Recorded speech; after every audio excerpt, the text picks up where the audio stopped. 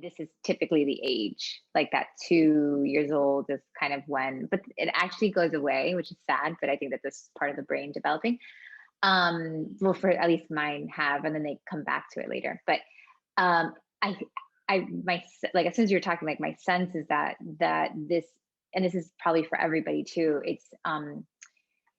It's really about like how are you going to mother this child who and let her feel accepted and okay with this, and how are you like going to how are you going to keep her safe from like not squashing that. And it's really a lesson of how you're going to mother yourself through the same process, right? Like, are you going to call her crazy? Are you going to tell her she's making that up? Are you going to tell her to doubt it, or are you going to tell her to explore it? Are you going to tell her to draw you a picture of what you see? Like all that. And it's happening at the same time because it's like how this, because this is a coming back. This is a, some of us, like, I don't remember at all having any gifts as a kid. But some of us may. And just, I mean, even like like watching the kids grow up, like one of them completely forgot, like does not know that he was like reading auras at a very young age.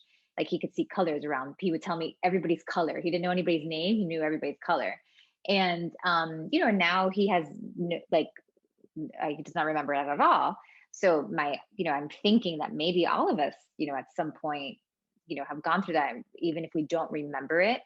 But it's really like the mothering process of allowing that person to feel safe and to explore or not to explore.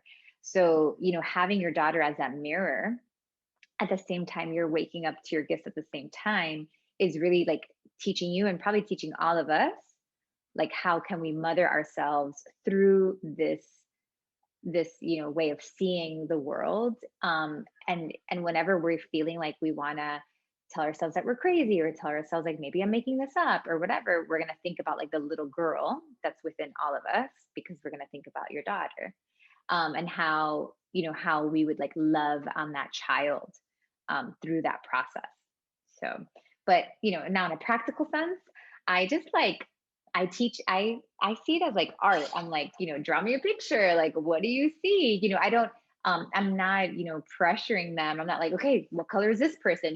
But like I just kind of, they live in and out of, of worlds. So the middle son who saw, he's like an artist, so he saw colors, he was seeing like a lot of auras, dropped it when he got more masculine and more like logical. And then now he's like asking me to teach him how to read auras. I'm like, you're the one that taught me how to read auras. So he regularly takes me out to go look at the animals and ask me to read the goat's aura. So I'm like, really? Like, this is like our pastime, reading like the animals auras.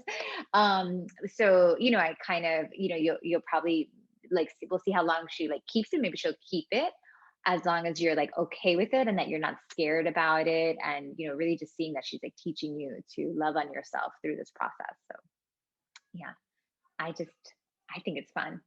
So yeah, let her be.